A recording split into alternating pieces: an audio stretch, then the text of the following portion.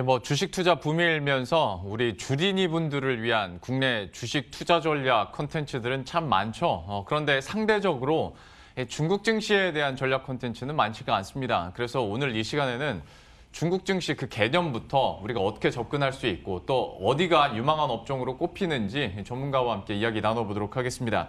비전 크리에이터 정주용 대표와 함께합니다.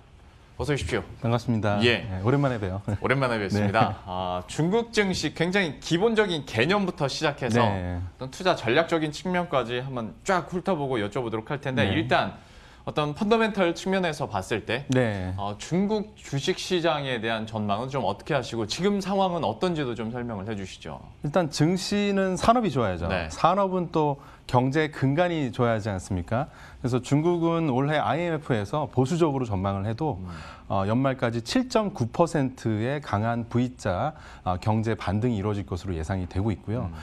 그 근간에 사람들은 많은 분들이 또 중국이 통계 조작한다, 숫자를 믿을 수 없다라고 얘기하는데 IMF 수치입니다. 그래서 결국 이 팬데믹 상황 하에서 디지털 경제 그리고 젊은 소비 그리고 어떻게 보면 저는 역설적으로 트럼프 정권에서 엄청나게 무역 전쟁으로 몰아붙였기 때문에 중국은 팬데믹과 상관없이도 내수지향적인 소비에 집중을 할 수밖에 없는 그런 산업 구조를 가질 수밖에 없었어요. 근데 그게 역설적으로 지금은 기회 요인 그리고 무역하고 단절돼 있더라도 어차피 우리는 1, 2년 전부터 트럼프 정권에서 엄청나게 이렇게 두드려 맞으면서 내수 기반으로 가고 있었어. 그래서 문제가 없었는데 그 내수의 핵심을 보면 80, 90년대생, 지금은 이제 00년대생 Z세대라고 하죠. 디지털 경제가 그 주축에 있다고 볼 수 있고 그래서 계속 제가 몇 년째 강조를 드리지만 중국의 어떤 주도 섹터, 중국의 삼성은 제조업에 있지 않고 데이터 플랫폼, 텐센트 같은 기업을 중심에 놓고 거기서 가지치기로 봐야 된다. 그런 말씀을 드리고 있는 거죠. 사실 중국에서 강조하고 있는 쌍순환 정책도 내수에 대한 자신감에서 비롯된 거 아니겠습니까? 하다 보니까 긍정적인 전망들도 나오고 있고 안에서도 충분히 경제 회복에 대한 자신감들이 계속 나오고 있는데 그러면 주식시장에서도 당연히 이거는 긍정적인 전망들이 나올 테고 근데 저 궁금했던 점이 미국에는 로빈후드 있고 우리나라에는 동학 개미들이 있는데 중국은 개인 투자자들의 그 주식시장 투자 비율, 참여 비율이 얼마나 됩니까? 여전히 몇 퍼센트 안 됩니다. 그러니까 그리고 또 중요한 거는 이제 간접 투자, 어떤 펀드를 통한 투자나 이런 것들이 문화가 전혀 형성되지 않아요. 그래서 핫할 때는 주식시장이 핫할 때는 저 시골에 할머니 할아버지까지 13억 인구가 전체가 달려들어서 어떤 하나의 주식을 몇 배를 만들어 놨다가 그리고 또 확 열기가 빠지면은 또 몇 분의 1 토막이 나고 과거에 인덱스가 3배가 올랐다가 또 3분의 1 토막 난 적이 있지 않습니까?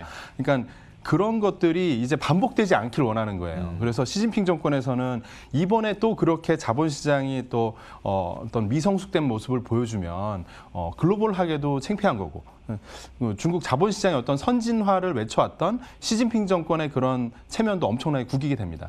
그래서 최근에 보면은 이제 작년 하반기에도 마우타이 주가가 마구 올라갔어요. 그러니까 내수 소비되고 이제 V자 반등이 이루어진다고 하니까 제일 먼저 술부터 마시거든요. 그래서 마우타이 주가가 막 치고 올라가니까 정부에서 갑자기 주가랑 상관없이 마우타이 사업에 찬물을 끼얹습니다. 앞으로 접대를 할 때 마우타이 같은 이런 비싼 거는 실명까지 거론하면서 그러면 주가가 떨어지게 되겠죠. 그런데 사실은 그거는 이제 일시적입니다. 그러니까 열풍을 좀 가라앉히려고 다양한 노력을 하고 있어요. 최근에 보면은 인민은행에서 마치 과거에 옐런 그린스펀 의장처럼 FRB 하는 그런 역할을 지금 중국 인민은행이 많이 하는데 유동성을 놨다 폈다 하면서 지금 어떤 과열을 막으려고 하는 몸부림을 치고 있어요. 그런데 저는 이게 어떻게 보이냐면 과거 한 10년 넘게 바라보다 보면은 중국 정부가 이제는 약간 일시적인 버블이 형성돼서 폭락을 하는 거에 대한 트라우마가 있다. 그래서 이번에는 좀 그래도 장기적인 우상향 탄탄하게 좀 점진적이더라도 그렇게 우상향하는 모습을 의도적으로 좀 만들려고 노력을 하는 것 같다라고 보입니다. 그래서 어떻게 보면 장기적으로 중국 인덱스나 중국의 어떤 데이터 플랫폼 섹터 주도 기업에 투자를 할 때 조금 안정적인 느낌이 더 드실 수도 있어요. 과거에는 이머징 마켓의 주도주의긴 하지만 여전히 이머징 마켓은 위험해. 그리고 대표적으로 중국 같은 나라가 진짜 위험해. 이런 어떤 시각이 있었는데 이제는 조금 더 어떤 선진 금융 시장에 가까이 가려고 노력하는 모습이 이번 턴에는 좀 보여질 것 같다라고 보여집니다. 네. 참 그게 양날의 검일 수 있는 게 물론 이제 중국 정부에서도 얘기해 주신 것처럼 시장 안정화를 계속 유도하고 있는데 네. 또 시장의 유동성을 늘리고 개인 참여자들을 높이려면 정부 입장에서 주가 부양도 해야 되는 거 아닙니까? 맞습니다. 그래서 다양한 뭐 이런 제도도 만들어지는데 근데 사실은 그 유동성을 공급하기 위한 가장 좋은 방법은 외자를 유치하는 거예요. 그래서 월가 자금이 들어와야 됩니다. 예. 그래서 이미 외상투자법이 바뀌어서 캐피탈 게인, 그 자본소득을 위한 어떤 그 외화의 유출입은 자유화가 됐고요. 예. 그리고 사실 이게 트럼프의 무역 전쟁의 성과물이기도 한데 그래서 지금 상당히 많은 그 미국 자본 그 중국으로 진격 앞으로 하고 있습니다. 골드만삭스 뭐 그리고 블랙락, 뱅가드 같은 이런 어떤 유명한 투자은행과 어떤 자산운용사들이 중국의 전문 인력들을 지금 2배, 3배 늘리고 있습니다. 주목해야 되고 그래서 지금 또 지속적으로 늘어나는 게 외국인의 어떤 지분율이 중국의 뭐 최근에 며칠 전에 콰이쇼 상장했지 않습니까? 네. 거기에도 주요 투자자들 보면 뭐 글로벌 자금 다 들어가 있습니다. 그래서 앞으로 살펴볼 것은 이런 4차 산업혁명을 리딩하는 중국의 데이터 혁신 기업들 그리고 뭐 전기차 기업들 이런 핫한 기업들 어떤 미래적인 가치를 갖고 있는 기업들이 얼마나 많은 외국인 자본을 이렇게 유치할 수 있는지 그 비중이 늘어난다고 하면은 좀 안정적으로 우상향할 수 있는 그런 조건이 형성된다고 볼 수 있죠. 그러니까 실제로 변화가 일어나고 있고 표현해 주시기로 월가의 자금이 역시 들어와야 된다라고 얘기를 해주셨는데 다만 또 하나의 걸림돌이 될 수 있는 것은 바이든 행정부로 옮겨가고 나서 방법은 조금 달라질지 몰라도 역시 중국에 대한 제재나 견제는 계속 이어질 것이라는 게 대다수의 전망들이거든요. 그러면 바이든 행정부 안에서 중국 정부의 대응이나 또 중국 증시의 흐름들은 어떻게 전망하십니까? 저는 작년이나 재작년이나 항상 나와서 이게 긴 타임프레임 10년의 어떤 G2 간의 어떤 미중 패권 전쟁이다. 예. 무역 전쟁으로 보면 안 되고 패권 전쟁이란 어떤 역사적인 그 흐름에서 바라봐야 된다는 말씀 많이 드렸고요. 이게 뭐 50년 주기 뭐 이렇게 바라볼 수도 있고 다양한 시각이 존재해요. 하지만은 1, 2년 안에 끝날 건 절대 아니다. 네. 그래서 당시에도 뭐 중국 경제 좋아하긴 하지만 그럼에도 불구하고 이 패권 경쟁은 그냥 끝나는 건 아니에요. 근데 이제 형태는 좀 바뀌겠죠. 그래서 미국이 이제 트럼프 정권에서는 그냥 무지막지하게 때렸다고 하면 좀 합리적인 어떤 틀 안에서 바이든 행정부는 근데 압박의 기조는 바뀌지 않을 겁니다. 왜냐하면 1등 국가가 2등 국가가 쫓아오는 거를 계속 이제 견제를 하겠죠. 견제구를 그렇죠. 안 던지는 게 책임을 방기하는 거예요. 그래서 그건 마땅히 바이든 행정부에서도 해야 된다고 생각하는데 중국의 스탠스는 어떨 것이냐가 더 중요해요. 근데 트럼프 정권 때는 정말 이제 뭐 혹한기였죠. 혹한기였는데 바이든 행정부에서는 조금씩 기회를 찾아 나가지 않을까. 특히 기술 혁신이나 그리고 유럽이나 그리고 미국이 좀 이렇게 고립주의 성향이 좀 지금 더 강해지고 있는데 중국은 서서히 남미나 이렇게 좀 아프리카나 유럽 지역의 횡보를 좀 더 과감하게 가져갈 것 같고 그래서 최근에 보면은 뭐 중국의 대표적인 혁신 기업들이 유럽에서 사업권을 많이 따고 있어요. 예. 바이오 기업들도 유럽에서 임상을 하고 거기서 승인을 받는 게 좀 스무스하게 가는 측면이 있고 그래서 그런 동향을 살펴보는 게 오히려 좋을 것 같고 미국과 중국은 계속 긴장감이 심화될 것 같습니다. 그러면 조금 더 노골적으로 질문을 네. 드려볼게요. 그러니까 패권 전쟁은 이어질 텐데 만약에 어떤 제재에 대한 그리고 압박에 대한 결이 좀 달라진다면 네. 시장에서 이걸 상대적으로 받아들였을 때 그래도 트럼프 행정부 때보다는 지금이 더 나을 거야 하면서 중국 증시가 우상향할 수 있는 가능성이 예전에 비해서 더 높다고 볼 수도 있는 겁니까? 전 그렇게 생각합니다. 왜냐하면 사실 예전에 텐센트 뭐 이렇게 미국에서 사용 금지했을 때도 제가 여기 나와서 네. 그날 말씀드렸는데 매수 타이밍이라고 말씀드렸죠. 예, 기억하실 텐데 실제 6개월 주가를 한번 다시 보시면 네. 그날이 최저점이었어요.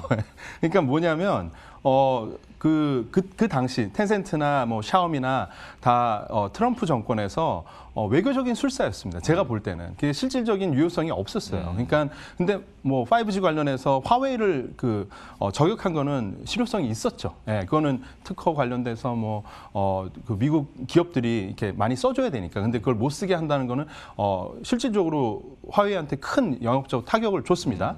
근데 샤오미의 사실 판매처는 인도, 중국 이런 데예요. 그러니까 네. 이제 미국하고는 크게 상관이 없고.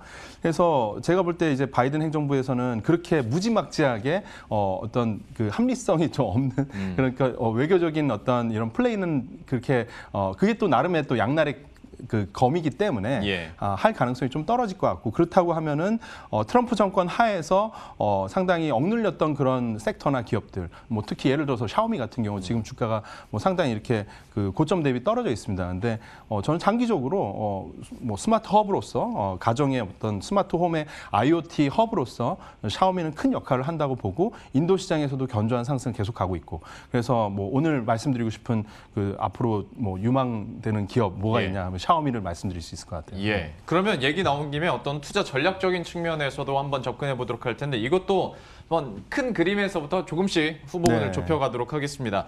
중국 시장에서 그러면 핵심 섹터는 어디라고 보십니까? 많은 분들이 뭐 그냥 그 전통적인 제조업이나 네. 그리고 야 뭐 이렇게 5G 좋으니까 5G 기지국 뭐 이런 거 되게 관심 많으세요. 근데 요즘에는 전기차 많이 안 물어봅니까? 그렇죠. 전기차 좀 이따 말씀드릴게요. 근데 예. 일단 아닌 것부터 저는 이제 제가 생각하기에 제 주관으로 좀 리스키하다고 보는 거는 뭐냐면 여전히 네. 중국의 정부 수주 사업은 좀 거리를 두는 게 좋아요. 우리 개인 투자자들 특히 한국에 있는 저도 사실 십몇 년을 중국을 공부했지만 중국의 정부 수주 사업은 제가 알 수가 없습니다. 예, 리스크가 너무 커요. 예, 그리고 공시 자료도 내가 다 믿을 수가 없고. 그래서 저는 주로 이제 선호하는 거는 민영 창업가, 예를 들어서 샤오미 같은 레이진이라는 창업가가 있지 않습니까? 어떤 걸출한 그리고 텐센트, 마화텅 딱 있지 않습니까? 이렇게 그 캐릭터를 알 수 있어야 돼요. 그 사람의 캐릭터가 윤리성이 있고 카리스마가 있고 이것이 또 현 정권하고도 정치적인 결이 맞고 제일 좋은 거는 인민 배지를 달고 있으면 좋죠. 예, 샤오미 레이진 회장, 마화텅 회장 다 배지가 있습니다. 예. 과거에도 말씀드렸듯이 배지가 없는 알리바바 마윈 회장은 좀 멀리하는 게 좋다. 그러니까 이런 다양한 어떤 중국의 특수적인 상황까지 고려해서 섹터와 기업을 발굴을 해야 됩니다. 그래서 제일 먼저 말씀드린 것은 이제 국영 기업, 예. 그 정부로부터 수주 베이스의 어떤 비즈니스는 좀 멀리하는 게 좋다. 그래서 5G 기지국이나 이런 것들은 저는 좀 대체적으로 안 보는 그런 측면이고 완전히 전통적인 제조업은 또 이제 약간 회사 운영 자체, 코퍼레이트 가버넌스라고 그러죠. 어떤 내부 통제 시스템 같은 것들이 요즘 스타일이 아니에요. 미국 스타일이 아니에요. 그래서 그런데 이제 텐센트나 이런 미국에 상장돼 있는 중국 기업들, 전기차 기업들도 다 미국에 상장돼 있어요. 네. 엑스펑, 니오 이런 기업들 보면은 이제 내부 통제 시스템이나 이런 것들이 미국에 상장돼 있기 때문에 SEC의 가이드라인에 딱 맞춰야 돼요. 아니면 이제 상장 폐지시킨다고 막 겁박이 오기 때문에 나름 이 수준이 올라와 있어서 막 안 되는 영어로 막 분기별로 CFO가 나와서 열심히 이렇게 스토리를 얘기를 합니다. 예. 예. 근데 우리가 상하이 A주에 가 있는 주식 이게 그 증권 신고서나 뭐 이런 거 뭐 분기 보고서 이런 거 보면은 뭐 설명 같은 거 없어요. 그냥 빨간 줄에 그 글씨만 있고 재무 수치랑 이제 간단한 이렇게 서술이 있는데 어떤 기업의 전략을 알기가 너무 어렵습니다. 그러니까 투자자 정보, 어떤 투자자 보호 측면에서 홍콩 거래소 상장돼 있거나 나스닥 상장돼 있거나 이런 좀 이렇게 선진 거래소에 상장돼 있는 기업들을 우선적으로 접근하는 것이 좀 더 안전할 것 같아요. 예. 중국 시장의 특수성을 좀 이해하셔야 좀 이 부분들도 받아들일 수 있을 것 같습니다. 우리나라에서는 정부 수주 사업이나 정부 정책이면 따라가는 게 맞는데 오히려 중국 시장에서 투자할 때는 정부 수주 사업 그리고 국영 기업은 좀 피하셔라. 그리고 전통 제조업체들은 좀 피하셔라 얘기를 해주셨고 민영 창업가의 어떤 됨됨이나 성격들 그리고 배경들도 살펴봐야 되고 또한 홍콩이나 나스닥처럼 선진 시장에 상장이 돼 있는 기업들을 한번 눈여겨보시라. 또 새로운 측면에서 이런 투자 팁들을 주셨는데 그럼 이제 기업 얘기 해보도록 하겠습니다. 네. 좀 유망하게 보고 있는 기업은 어디가 있습니까? 뭐 아까 말씀하신 것처럼 4차 산업혁명에 전기차. 근데 사실 전기차가 스탠드얼론하게 중요한 거라기보다는 앞서 권순우 기자님이 말씀하신 것처럼 자율주행 기술, 그렇죠? 자율주행 기술 미국도 좋지만 중국도 무지막지하게 마구잡이로 막 테스트를 하고 있거든요. 예. 그냥 라이센스 막 줘요. 예, 북경에 가보면 바이두의 자율주행차가 몇 년 전부터 그냥 수십 대가 굴러다니고 되게 횡단보도 건널 때 겁납니다. 사람 없는 차가 그냥 오는 거예요. 예. 겁나는데 사람들은 겁내지 않아요. 네. 그리고 이렇게 항구 도시 가면은 트럭이 사람 없이 막 다녀요. 투심플이라고. 그 회사 2대 주주는 엔비디아입니다. 예, 그러니까 이런 어떤 전기차와 자율주행, 그리고 이 자율주행 전기차는 결국 뭡니까? IoT 디바이스죠. 진짜 비싼 IoT 디바이스, 거의 5천만 원, 1억 하는 IoT 디바이스인데, 이 IoT 단말기에서 소비되는 게 뭐 컨텐츠입니다. 예. 그러니까 이게 컨텐츠를 소비하는 그 단말기로서도 되게 중요하다. 그렇기 때문에 중국판 테슬라인 NIO라는 회사의 대주주가 텐센트인 거예요. 예, 텐센트는 그런 맥락에서 니오를 투자를 한 거고, 니오라는 회사가 작년에 24배 주가가 올랐습니다. 저 출연하고도 몇 배가 올랐어요. 사실 항상 기회는 흘러가는 거예요. 그렇게. 예, 그러니까 뭐냐면 4차 산업혁명에 중국의 혁신적인 게 가는데, 그 자율주행 전기차라는 컨셉을 테슬라한테 주겠어요? 예.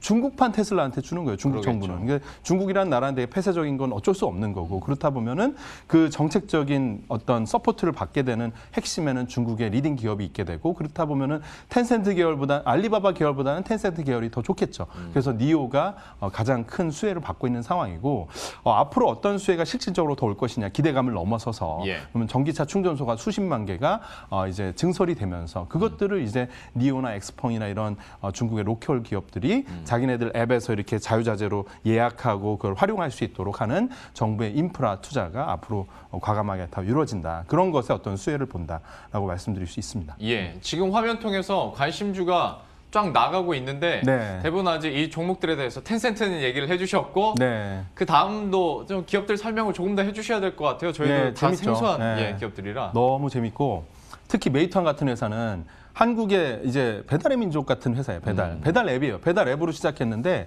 이제 배달 앱의 전 세계 끝판왕이에요. 그러니까 뭐냐면 한 뭐 5억 명, 6억 명이 매일매일 쓰는데, 거기에 수백만 개의 오프라인 그냥 간판 달린 모든 업체들은 다 들어와 있어요. 네. 보습학원, 뭐 헬스장, PT, 트레이너분, 뭐 발 마사지, 뭐 그냥 길거리에 있는 모든 간판 달린 업체는 다 들어와 있다고 보시면 돼요. 근데 그거를 그냥 단순히 뭐 예약하고 배달해주고 이러고 끝난 게 아니라, 우리 뭐 킥고잉도 있고, 이렇게 뭐 공유 자전거도 있지 않습니까? 그러면 거기 오는데 이제 동선까지 다 책임져 줘요. 예약을 했다 그러면 옆에 있는 50m 전방에 자전거 있으니까 그건 타고 오시라.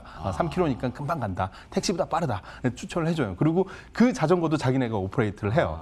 그리고 그 음식점 있지 않습니까? 음식점에 메뉴 선정하는 거 있지 않습니까? 그런 세트 메뉴나 이런 것들을 인공지능 알고리즘으로 이거 4인용 메뉴는 이게 제일 좋을 것 같아. 왜냐하면 오더 수를 자기네가 정확히 아니까 어떤 음식을 어떻게 조합해서 4인 쿠폰을 날려주는 게 전환율이 좋은지를 알고 있습니다. 그리고 또 더 나아가서 뒷단에서 생산지에서 배추나 무나 이런 것도 재배하는 것 하고, 음식점에서 소요되는 뭐 계란 한 판, 뭐 파가 얼만큼 필요한지 이런 도매에서의 어떤 그 수직 계열화까지 다 이루어지고 있어요. 그러니까 지금 말씀해주신 그 과정들을 한 기업이 한다고요? 메이투안 디엠핑이 하고 있는 거죠. 그래서 시총이 이 온 디맨드 서비스, 딜리버리, 배달이나 이런 그 오프라인과 온라인을 융합하는 온 디맨드 서비스 측면에서는 메이투안이 전 세계 최대 회사. 지금 배민하고 뭐 딜리버리 히어로 이런 데들이 각 지역별로 1등을 하고 있지만은 이 어떤 그 확산이 어디까지 갈 것이냐를 보여주는 미래적인 가치를 지니고 있는 회사가 메이투안 디엠핑이라고 할 수 있고, 그 메이투안 디엠핑에도 또 역시나 2대 주주가 텐센트고, 그래서 텐센트의 서포트를 받고 있는 메이투안 디엠핑의 그 창업자는 왕싱이라는 회장이고, 왕싱 회장의 얼굴을 눈빛을 딱 보고 그 사람이 하는 말을 보면은 그냥 중국의 제프 베조스 같아요. 약간 머리숱도 둘 다 없으신데 정말 열정적으로 사업의 본질, 본인이 손실을 내고 있을 때도 나는 순이익을 내겠다. 순이익 안 내는 유니콘은 다 사라져야 된다. 이러면서 2년, 3년 전부터 외치면서 지금은 순이익을 냅니다. 그리고 코로나 상황에서도 어떤 시도를 했냐면 메이투안 디엠핑은 자율주행 이런 그 무인 배달차 이런 것들을 통해 가지고 배달 시험도 하고, 그러니까 혁신성을 정말 갖춘 온디맨드 딜리버리 기반의 어떤 종합 온디맨드 회사라고 볼 수 있는데, 그래서 이제 그 메이투안이라는 회사에 대해 말씀드렸는데 또 빌리빌리 나갔잖아요. 빌리빌리는 뭐냐면 중국판 유튜브 비슷한데 좀 더 Z세대예요. 그러니까 00년대생 그 뭐 20대 초반 뭐 또 10대 후반까지 이렇게 정말 젊은 분들이 콘텐츠 소비하는 것들이 다르거든요. 예, 뭐 유튜브에서 검색한다고 하잖아요. 근데 네. 중국은 유튜브가 막혀 있으니까 네. 그 빈 공간을 빌리빌리가 또 이제 채우고 있습니다. 그래서 게임 스트리밍 하거나 아니면 뭐 애니메이션 뭐 관련된 어떤 컨텐츠를 올린다거나. 근데 이 회사는 특이한 거는 2대 주주가 두 군데가 있는데 네. 텐센트, 알리바바.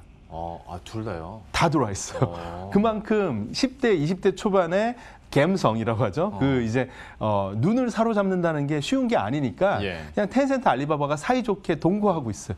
예, 빌리빌리는 정말 행복한 사업을 하고 있는 그런 상황이고 그래서 최근에 한 3, 4개월 사이에 주가가 4, 5배 올랐습니다. 예, 그래서 그런 것들이 사실 이제 이미 다 올라서 더 이상 갈 거 없는 거 아니냐. 근데 아까 말씀드린 데처럼 이제 텐센트라는 생태계는 이제 뭐 언제든지 애니타임 그냥 언제든지 들어가도 상관없는. 그래서 오늘 사도 상관없고 어떻게 보면은 텐센트 주식은 항상 오늘이 제일 쌀 수도 있는 예, 마오타이도 마찬가지고요.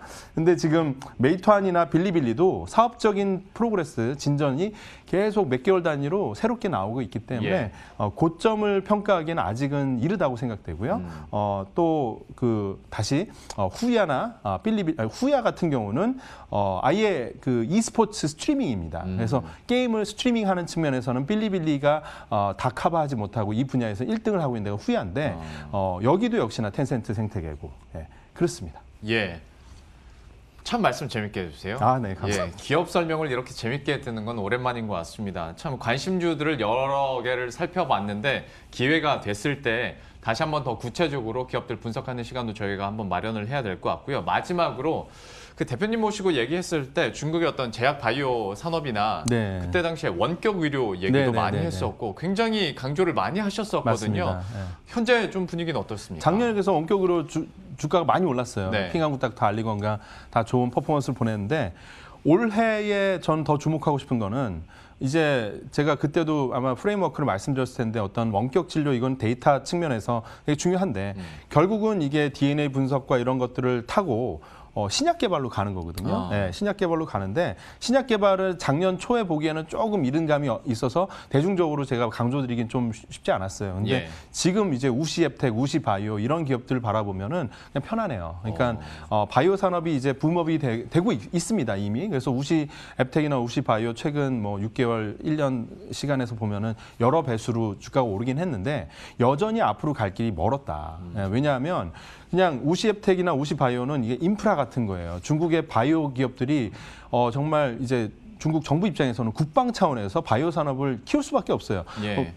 당장 백신, 미국에서 나오는 백신을 이제 서방권에 많이 주겠지 미국 백신을 중국에다 팔겠습니까? 지금 상황에서. 네, 그건 뭐 상상하기 어렵거든요. 그렇죠. 자체적으로 개발하고 있는데 자체 개발하면서 지금 좀 체력이 딸린 거를 절감을 하죠. 뭐 보면은 뭐 1상, 2상에서 문제 발생하고 막 그래서 뭐 백신을 지금 맞냐 마냐 이런 얘기가 나오는데 우리만 불안하지 않아요. 중국 인민들도 다 불안감을 느끼고 있습니다. 그래서 앞으로 3년, 5년 중국은 국방 차원에서 바이오 섹터를 육성할 수밖에 없어요. 그럼 이제 많은 바이오 섹터 기업들로 이제 수백조의 자금이 나간단 말이죠. 투자가 나가고. 그럼 이 바이오 스타트업 기업들이 결국은 자기네들 기업 가치를 올리고 이제 진도를 뽑으려면 임상을 해야 돼요. 네. 임상 위탁 업체 중에서 그 가장 어떻게 보면 매출도 많고 규모가 큰 회사가 우시앱텍입니다. 예. 그리고 임상이 끝나면 어떻게 해야겠어요? 생산을 해야 되잖아요. 그럼 예. 바이오 그 약물의 위탁 생산을 해서 생산을 맡고 있는 회사가 CDMO 우시바이오로직스라는 회사고 둘 다 이제 한솥밥 우시앱텍의 계열사입니다. 그래서 삼성 바이오로직스와 이제 견주어도 부족함 없는 회사 우시바이오고 중국 최대 바이오 의약품 생산을 담당하고 있으니까 이 두 회사는 어떻게 보면은 이 바이오 붐이 일어나는 가운데 어떤 텐센트처럼 느껴지는 그런 어떤 기초가 되는 회사라고 볼 수 있죠. 네. 중국 증시에서도 그리고 산업에서도 신약 개발과 관련된 제약 바이오주들 눈여겨보시라. 그리고 그 플로우에 따라서 임상 위탁 업체와 또 위탁 생산업체에 대해서도 뭐 긍정적인 투자 의견과 함께 또 이야기를 풀어주셨으니까요. 저희들도 중국 증시에서 이런 제약 바이오 업종도 꾸준히 관심 가져보면서 앞으로의 흐름들을 지켜보도록 하겠습니다. 중국 경제와 중국 증시의 전망들 그리고 어떤 투자 관점이 필요할지까지 함께 얘기 들어봤는데요. 비전 크리에이터 정주영 대표와 함께했습니다. 오늘 말씀 고맙습니다. 감사합니다. 예, 그럼 저희도 여기서 인사드리도록 하겠습니다. 식사 맛있게 하시고요. 저희들은 내일 이 시간에 또 새로운 이슈들과 전략 들고 다시 찾아뵙도록 하겠습니다. 시청해주신 여러분 고맙습니다.